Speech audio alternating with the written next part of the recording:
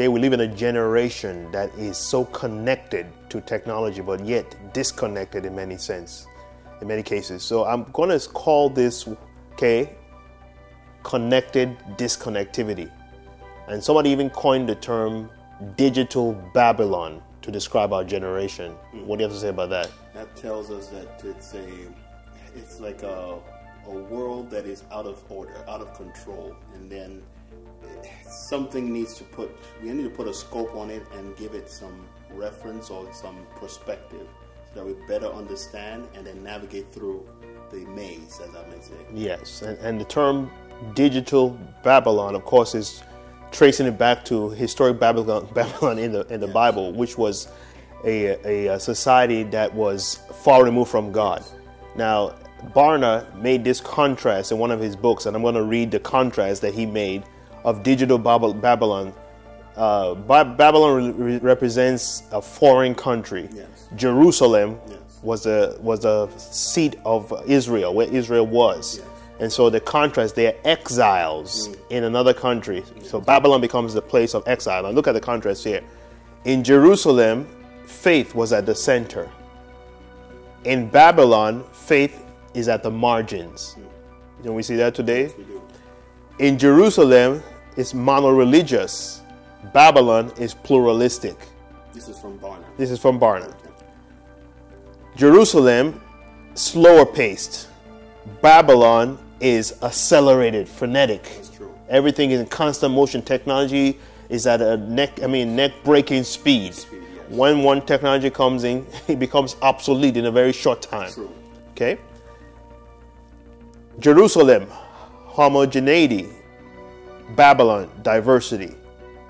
Jerusalem, central control. Babylon, open source. Is it beginning to click now? Yeah. Jerusalem, simpler life. Babylon, bitter, sweet tension. In Jerusalem, idol is considered a false piety. In Babylon, idol, fitting in, not missing out. There's a tension in Babylon, as it were. If you are from Jerusalem, and by Jerusalem we use the term Jerusalem to say a believer, Yes. and you find yourself, which we are in, Yes. Babylon, because the Bible even tells us that we are pilgrims on Yes. on this earth. So the technologies, the systems are at a neck-breaking speed. True. And if you're not careful, you become so connected into the matrix. And there's a movie that came out some years ago called The Matrix. True. Right? Yes. It was describing a specific kind of trying to create that there's an alternate reality, Yes. and that the real world that people saw wasn't really what it was. And then the man is presented two pills, a red pill and a blue pill. If he took the blue pill, he returns to life as normal, never knowing what true reality is. If he picked the red pill, then he will see the reality that goes beyond what he saw before. True. And he chose the red pill. That's how the story goes. So in other words, we live in a world today that people are at a fast pace.